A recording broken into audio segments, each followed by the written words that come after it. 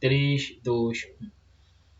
Olá, queridos alunos, aqui quem fala é o professor Thiago Maia, componente curricular Sociologia. O assunto dessa aula é o suicídio em Durkheim e a burocracia em Weber. Nós vamos nos aprofundar um pouco na análise do que é o fato social em Durkheim, né? O fato social, no caso, o suicídio é um fato social, né? E a burocracia, no caso, o tipo ideal. A burocracia também é um tipo ideal. Aqui nós temos duas imagens do fato social suicídio, né? Essa primeira aqui foi o ataque às Torres Gêmeas, né? Do World Trade Center, né? Em Nova York, em 2001, na qual os terroristas, né, atacaram, né, com aviões. Primeiro essa torre aqui que está pegando fogo, depois essa outra torre aqui que o fotógrafo conseguiu bater o momento antes dele se chocar com a torre, né? Essas duas torres elas foram ao chão, né? Esses prédios estavam cheios de pessoas, mais de acho que 3.000 pessoas morreram, se eu estiver enganado. Aí tu pergunta, o que motivou a essas pessoas aqui sequestrarem esse avião e se suicidarem? Bom, esse tipo de suicídio a gente pode chamar de suicídio altruísta. Por quê? Porque aqui nós temos uma sociedade americana e temos os terroristas, que são da Al-Qaeda, né? Um grupo político terrorista guerrilheiro, né? Do Afeganistão e etc., da região do Oriente Médio, né? Lá eles têm como inimigo, o grande inimigo, os Estados Unidos, né? E os Estados Unidos, com a sua cultura ocidental, que é contrária à cultura deles islâmica, né? Da religião islâmica, né? Segundo eles, né? Segundo a visão deles, acaba profanando os valores do islamismo, né? Além das diversas guerras, né, que os americanos já causaram naquela região, já entraram ou ajudaram a financiar naquela região. Isso foi criando um ódio, né, desses indivíduos em relação aos Estados Unidos. Tanto que motivou eles a atacar, né, civis americanos.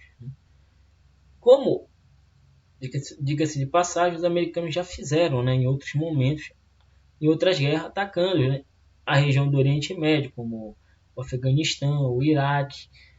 Então, esses conflitos armados, eles vão gerando um ódio, né? Vão gerando um rancor. Isso, de certa forma, vai incentivando essas pessoas a cometerem, né, um ato que, segundo a visão deles, é um ato heróico, porque eles estão, segundo eles, defendendo a sua pátria e a sua nação. No caso, a religião islâmica e a região do Oriente Médio, né? Aqui nós temos outro exemplo de suicídio, né? Nós temos um homem vestido com um monte de bombas, né? Atrás dele nós temos uma série de crianças e jovens, né? Aí nós podemos perguntar que tipo de suicídio seria esse, né? Vai depender dos objetivos e dos valores que esse sujeito possui, né? E da ideia que ele tem de suicídio, o que ele entende por essa ação, se é uma ação correta ou errada, né?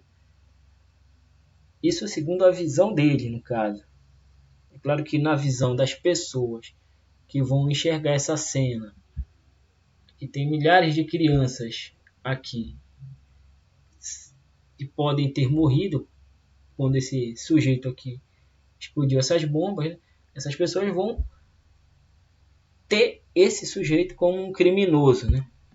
Como um criminoso que ameaçou ou destruiu a vida delas, né? Mas no caso do suicídio, né, nós vamos analisar os motivos do suicídio, né, e os tipos de suicídio. O suicídio ele pode ser de âmbito social ou de âmbito psicológico. Nós vamos analisar o suicídio do ponto de vista social, não do ponto de vista psicológico. Tá? Posteriormente à análise do suicídio, nós vamos fazer a análise da burocracia em Weber. Né? Então vamos ao próximo slide. O Emile Durkheim fala que o suicídio é um fato social, porque possui aquelas 3 características elencadas por Durkheim, que é a exterioridade, a coercitividade e a generalidade. O suicídio, segundo Durkheim, é todo caso de morte que resulta direta ou indiretamente de um ato positivo ou negativo. Ato positivo ou negativo, executado pela própria vítima, e que ela sabia que deveria produzir esse resultado, ou seja, a morte. Né? Há 3 tipos de suicídio, segundo a etimologia de Emile Durkheim, né? A saber, suicídio altruísta, aquele que a gente analisou naquela foto anterior do World Trade Center, né? O suicídio anômico e o suicídio egoísta, né? E vai estar no próximo slide. Vamos começar pelo suicídio altruísta. O suicídio altruísta é aquele no qual o indivíduo sente-se no dever de fazê-lo para se desembaraçar de uma vida insuportável. Temos como exemplo soldados kamikazes japoneses na Segunda Guerra Mundial. Por quê? Na Segunda Guerra Mundial, vamos recapitular ela, a Alemanha era aliada do Japão. A Alemanha nazista aliada do Japão fascista. Né? Os japoneses, com a derrota da Alemanha para os soviéticos e americanos, né? Os japoneses ficaram praticamente isolados na última trincheira da guerra, digamos assim. Eles, japoneses, eles formavam um império muito antigo, né? O Império Japonês e a família real japonesa praticamente não tinham perdido guerras, né? Eles sempre estavam acostumados a ganhar. Era um orgulho nacional. Então, com o poderio militar estadunidense, os Estados Unidos foram à guerra contra o Japão e estavam vencendo a guerra. Os japoneses, desesperados, em virtude da perda da guerra, né? Eles pegavam os aviões militares e se jogavam com esses aviões nas bases americanas, cometendo suicídio. Né? Então eles achavam que isso era um ato altruísta, ou seja, que estavam se doando, se sacrificando pela nação. Né? Então esse é o sentido de ser altruísta, um suicídio altruísta. Ele não está fazendo por si, mas está fazendo pelos outros. Ele está fazendo pela comunidade, para defender a comunidade. Né? Suicídio anômico é aquele que ocorre uma situação de anomia social, ou seja, quando há ausência de regras na sociedade ou enfraquecimento dessas regras, né? Gerando caos, fazendo com que a normalidade social não seja mantida. Ou seja, por exemplo, empresário que perdeu tudo na crise econômica da pandemia se jogou de prédio. O indivíduo se matou porque, em virtude da pandemia, as pessoas da família morreram. Ou seja, há um caos social, um desregramento social, uma grande crise, como, por exemplo, na pandemia atual, né, da Covid-19. Isso causa um grande desespero. Muitas pessoas podem se matar, né, em virtude das perdas do status econômico, da perda de familiares, né? Ou seja, o suicídio ele não foi causado por uma questão psicológica em si, mas foi por uma questão social. Por isso que ele é anômico, né? Não foi um problema pessoal, individual, que causou diretamente o ato dele se suicidar, mas sim um problema social, coletivo, que gerou uma pressão muito grande e ele resolveu cometer esse ato. Por exemplo, lá no Japão, existe o costume de ter suicídios, né, de pessoas que são pegas fazendo traição no casamento. Aqui no Brasil, por exemplo, não ocorre isso, mas lá, como a pressão social é muito grande, as pessoas acabam até se matando porque elas não aguentam a pressão social, o julgamento social, de colocá-las como pessoas traidoras, né, que não respeitam a família, né, não respeitam as tradições, né. Então esse é o suicídio anômico. Ele é uma causa social, e geralmente é uma crise. Por exemplo, nós temos também outro exemplo da crise da Bolsa de Valores de Nova York, né, em 1930, né, que gerou grandes perdas econômicas. Muitos empresários se suicidaram, se jogaram de cima dos prédios porque perderam tudo, né, na crise. Então vamos ao próximo slide. Suicídio egoísta é aquele em que o ego individual se afirma demasiadamente face ao ego social, ou seja, há uma individualização desmensurada. As relações entre os indivíduos e a sociedade se afrouxam, fazendo com que o indivíduo não veja mais sentido na vida, não tenha mais razão para viver. Como o nome diz, suicídio egoísta, né? Há uma individualização desmensurada, ou seja, o indivíduo ele não se importa mais com os laços familiares, com o sofrimento que ele vai causar nas pessoas que vivem ao redor dele, mãe, irmãos, esposa, filhos ou filhas. Ele só quer se livrar daquela dor que está provocando um grande sofrimento a ele. E essa dor ela não é social, ela é individual, ela é psicológica, né, digamos assim. Aí, esse tipo de suicídio, né, o Emile Durkheim chamou de suicídio egoísta. Né? Temos um exemplo aqui. Pessoa se desliga dos laços sociais, familiares, ela não se importa se sua morte causar sofrimento nos seus entes queridos. Age de forma egoísta. Então, os três tipos de suicídio, né? Suicídio altruísta, suicídio anômico e suicídio egoísta. Agora, nós vamos entrar na análise da burocracia, do Max Weber. Né? Nas últimas décadas, no Brasil e no mundo, o termo burocracia adquiriu fortes conotações negativas.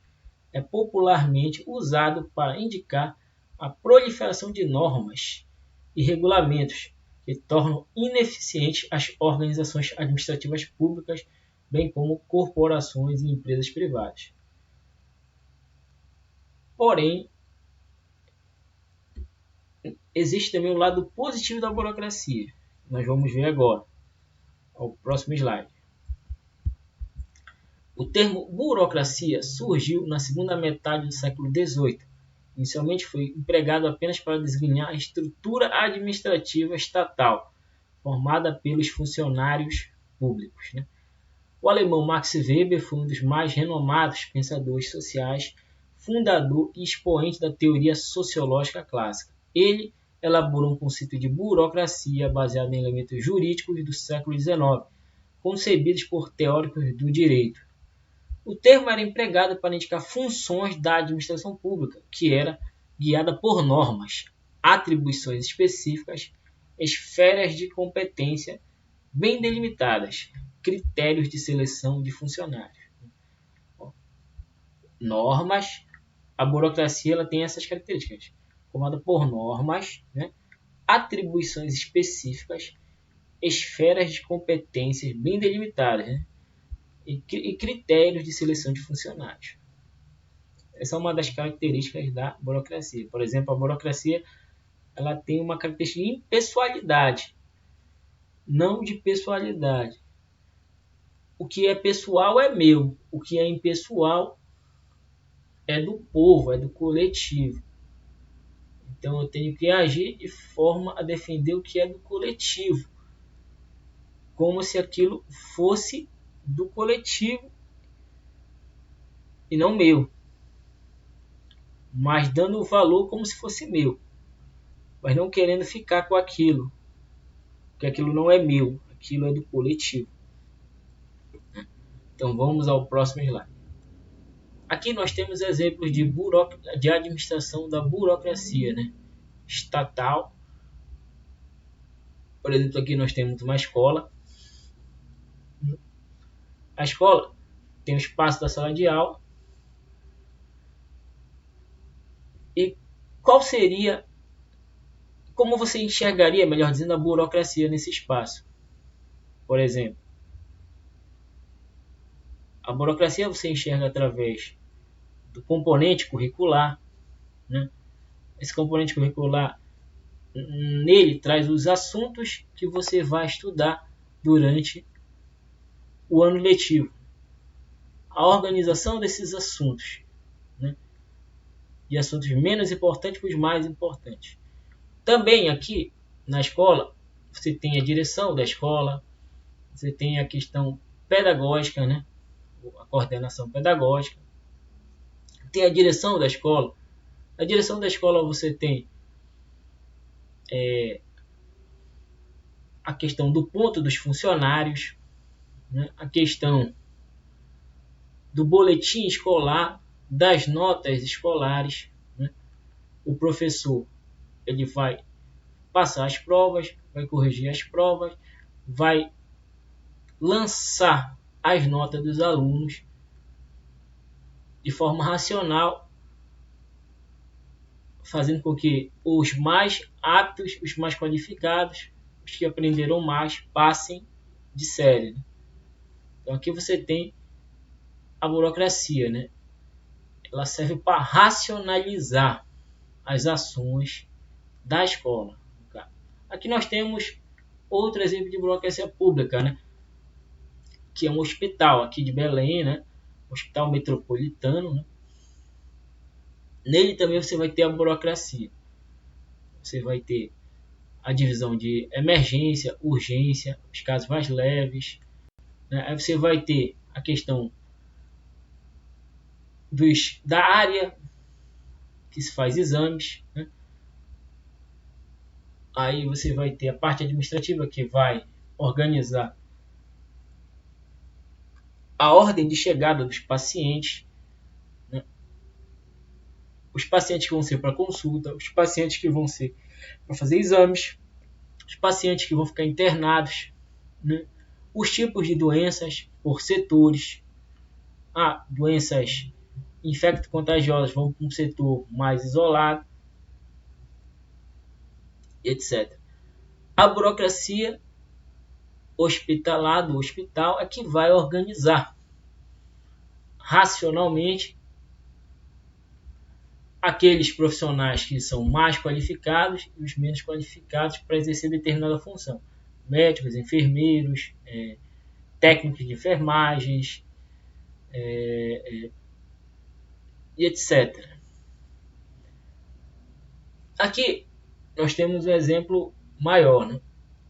Que é a Esplanada dos Ministérios, em Brasília, onde você tem o governo federal, né? Aqui a Esplanada dos Ministérios, Lá no fundo tem a Praça dos Três Poderes, né? Tem o Congresso Nacional, tem o Supremo Tribunal Federal e tem a Câmara dos Deputados. Então, isso representa, né, a gestão, a administração racional, né, burocrática da cidade e do país inteiro, né? Então, aqui nós temos microburocracias e aqui uma macroburocracia, né? A burocracia ela serve para racionalizar e organizar as ações e os trabalhos da coletividade. Então vamos ao próximo slide. A burocracia então podia ser definida da seguinte forma: aparato técnico-administrativo formado por profissionais especializados, selecionados segundo critérios racionais e que se encarregavam de diversas tarefas importantes dentro do sistema. A divisão e distribuição de funções, a seleção de pessoal especializado, os regulamentos, que são as regras, né, e normas, né, a disciplina hierárquica, são fatores que fazem da burocracia moderna o modo mais eficiente da administração, tanto na esfera privada, numa empresa capitalista, quanto na administração pública. Para Weber, a burocracia moderna não é apenas uma forma avançada de organização administrativa, com base em método racional e científico, mas também uma forma de dominação legítima. Lembra?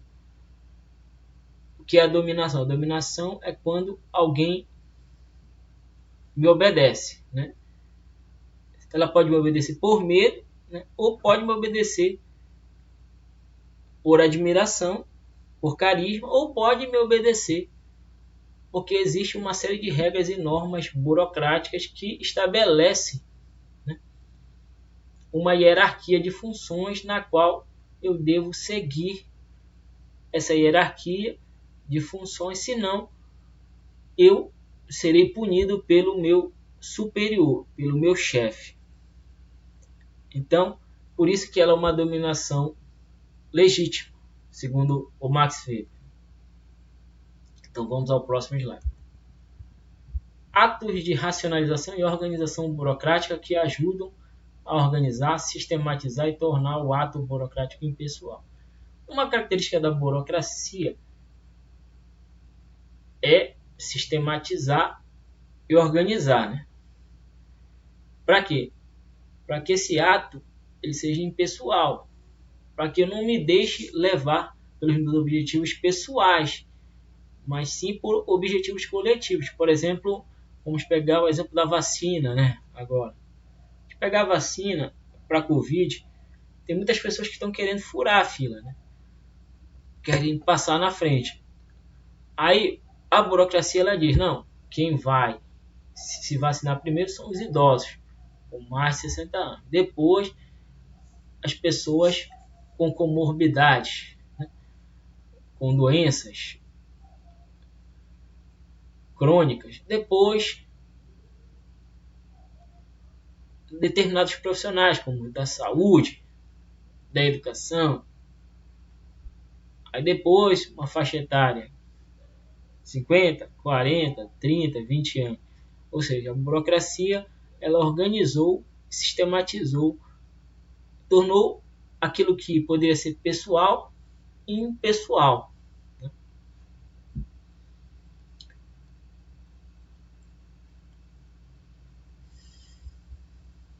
Uma das coisas mais importantes da feita pela burocracia é racionalizar os processos, organizar em funções e hierarquizar os atos. Outra tarefa importante da burocracia é criar banco de dados, de informações que vão fomentar as ações e orientar atos futuros. Então, uma coisa importante da burocracia é a criação de banco de dados. Por exemplo, na escola, quando o professor ele cria a lista de frequência e a lista de notas, ele cria um banco de dados. Lá vai estar toda a vida escolar do aluno, todo o histórico do aluno. Então, o aluno, ele, por exemplo, ele tem como saber quanto ele tirou num determinado período passado, porque aquilo foi registrado em um banco de dados. A mesma coisa a gente pode falar, né, pegar a pandemia como exemplo. Quantas pessoas foram vacinadas, né? Ou quantas pessoas morreram, né? E qual foi o motivo da morte dessas pessoas? Foi Covid? Foi outro motivo? Então, a burocracia ela ajuda a criar o banco de dados para tornar impessoal aquela ação, né? E registrar de forma histórica aquele acontecimento. Então, a burocracia ela facilita a fiscalização e o uso do dinheiro público, verifica a eficiência e a eficácia das políticas públicas. Verifica, por exemplo, com a burocracia você pode verificar, por exemplo, registro de documentos e informações pessoais de alunos em uma escola pública, registro de prontuário de pacientes para saber o histórico ou o tipo de doença que tal paciente possui ou possuía, melhor dizendo. Ou, exemplo, censo sobre empregados e desempregados, crescimento ou decrescimento da economia, acesso à escola, à rede de esgoto e água tratada. Você pode, através dos atos burocráticos, guardar informações, criar um banco de dados.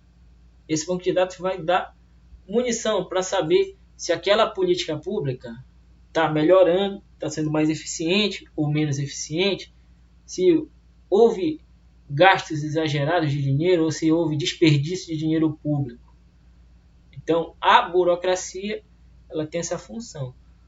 O único problema é quando os atos burocráticos eles se tornam muito exigentes, porque geralmente nos atos burocráticos você exige documentos.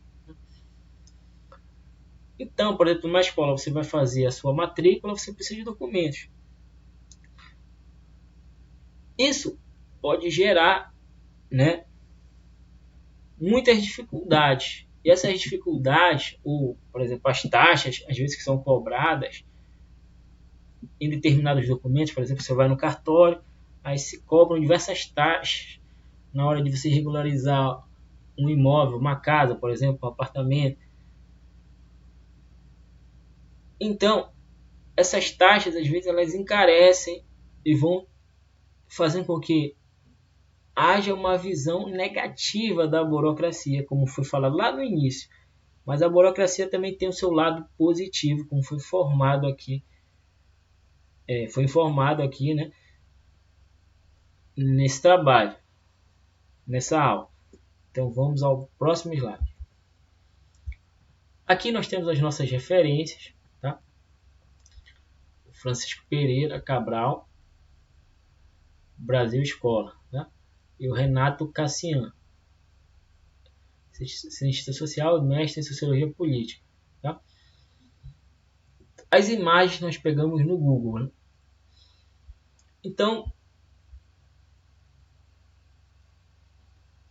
a nossa análise nessa aula se focou no suicídio, Durkheim e na burocracia. Vejamos que são elementos muito importantes, são fatos sociais, são tipos ideais que são muito importantes e são fenômenos sociais que acontecem e que interferem na vida social, na vida das pessoas. Entendê-los é fundamental, não só para a sociologia, mas como para a vida como um todo. Então eu agradeço, a gente fica por aqui e até a próxima aula.